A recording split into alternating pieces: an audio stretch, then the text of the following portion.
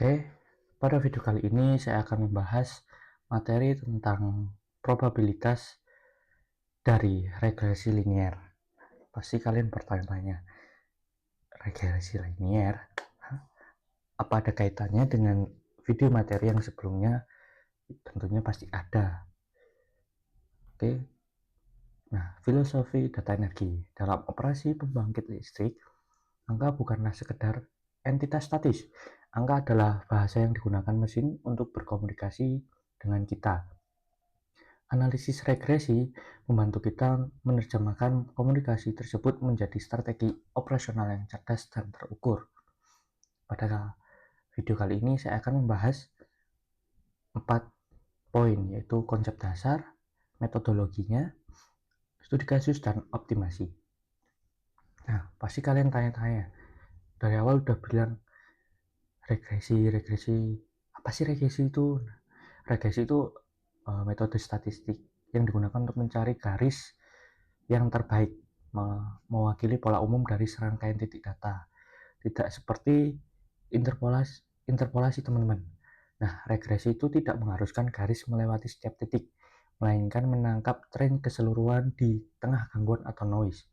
Tujuannya itu untuk memahami hubungan antara variabel bebas X dan variabel terikat Y untuk memprediksi masa depan atau jangka kedepannya seperti apa. Nah, representasi tren yaitu garis linier yang Anda lihat adalah kompromi matematis terbaik yang meminimalkan jarak antara prediksi dan kenyataan lapangan. Dalam teknik energi, regresi membantu kita melihat melampaui fluktuasi data sesaat menuju stabilitas sistem jangka panjang. Nah, perbedaannya regresi dengan interpolasi itu apa sih? Gunaan regresi itu untuk memilih data yang memiliki tingkat kesalahan signifikan atau noise, fokus pada pola perilaku data atau trend analis. Jadi regresi ini dilihat dari trend analis atau data, pola datanya ya. Untuk interpolasinya itu digunakan saat data dianggap sangat akurat. Nah, kurva itu harus melalui setiap titik data yang diketahui. Nah, kriteria pemilihan metodenya ini di sini presisi tinggi atau eksak dengan metode yang interpolasi tadi. Hasil akhirnya kurva melewati semua titik. Nah, untuk yang kedua yaitu prediksi luar rentang ekstrapolasi, memperkirakan nilai masa depan. Nah, untuk fondasi rumusnya yaitu Y sama dengan 1 per N sigma N I sama dengan 1 Y pangkat I. Nah, rata-rata adalah titik keseimbangan dari sebaran data pengukuran kita. Variansi S atau S2 dengan ditandai rumus seperti ini. S2Y sama dengan S pangkat T per N-1.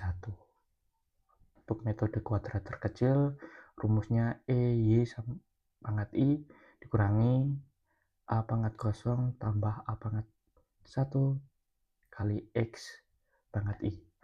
Ini bekerja untuk meminimalkan jumlah kuadrat dari residu atau error. Ini rumus dari persamaan normal linear. Melalui diferensial kalkulus kita mendapatkan rumus sakti untuk kemiringan garis. Nah, untuk rumus kuantifikasi kesalahan yaitu ditandai dengan seperti ini, SY per X sama dengan akar SR dibagi dengan N-2.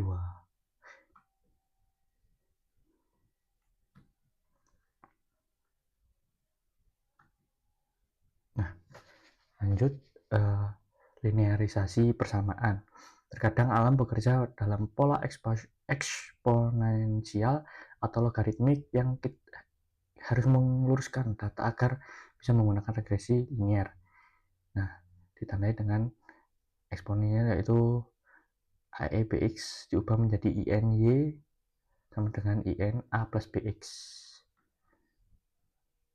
Regresi polinomial seperti materi yang saya jabarkan pada video pertama, yaitu jika garis lurus tidak cukup untuk menggambarkan data, kita menggunakan persamaan polinomial derajat M. Ini memungkinkan kita untuk melihat kurva memiliki belokan guna untuk menyesuaikan dengan pola data yang lebih kompleks.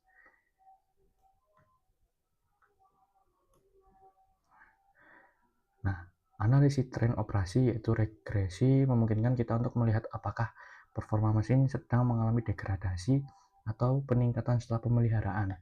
Ini adalah alat deteksi dini sebelum terjadinya kegagalan sistem yang merugikan. Untuk studi kasus yang pertama yaitu seorang engineer PLTU ingin mengetahui hubungan antara nilai kalori batu bara X terhadap efisiensi boiler Y. Data dikumpulkan selama 5 hari operasi untuk membangun model prediksi efisiensi. Yang pertama, hari pertama yaitu dicari sesuai dengan data yang ini dan rumus-rumus yang tadi. Nanti ditemukannya data 4200 ini dengan efisiensi 82%. Hari ketiga 4600 dengan efisiensi 85%. Hari kelima 5000 dengan efisiensi 89%.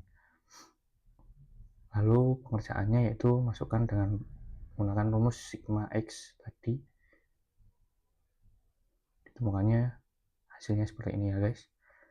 Yang kedua yaitu masukkan rumus A1.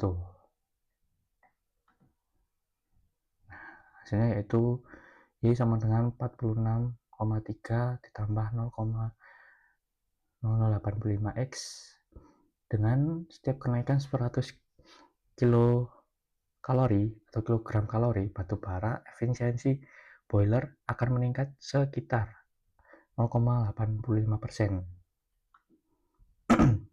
Itu dua yaitu variabel ganda. Dalam turbin gas, daya output dipengaruhi oleh suhu lingkungan X1 dan tekanan udara.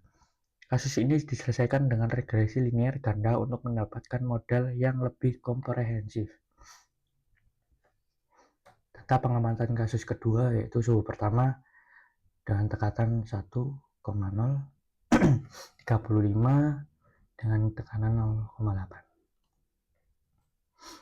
Solusinya yaitu pertama kita harus membangun matriks STZ dan ZTY.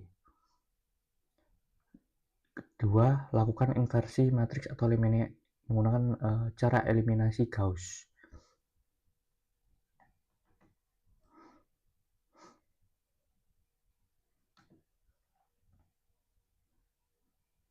Nah, untuk aplikasi pada bidang engineering yaitu kegunaannya untuk memprediksi umur, jadi bisa memperkirakan sisa umur teknis komponen yang dalam berdasarkan laju korosi linear, dan juga optimasi mencari parameter operasional yang terbaik untuk konsumsi bahan bakar minimal. Kesimpulannya pada materi kali ini yaitu regresi itu bukan sekedar rumus matematika ya, melainkan alat navigasi bagi seorang engineer pembangkit energi. Dengan model regresi yang tepat, kita dapat mentransformasi ketidakpastian data menjadi keputusan operasional yang menyelamatkan aset jutaan dolar. Mungkin itu saja video pada kali ini. Jika kalian mengalami ketidakpahaman dengan materi yang saya sampaikan, kalian boleh bertanya di kolom komentar bawah, atau juga bisa dibantu dengan teman-teman jika memiliki pendapat yang sesuai. Oke, sekian, terima kasih. Assalamualaikum warahmatullahi wabarakatuh.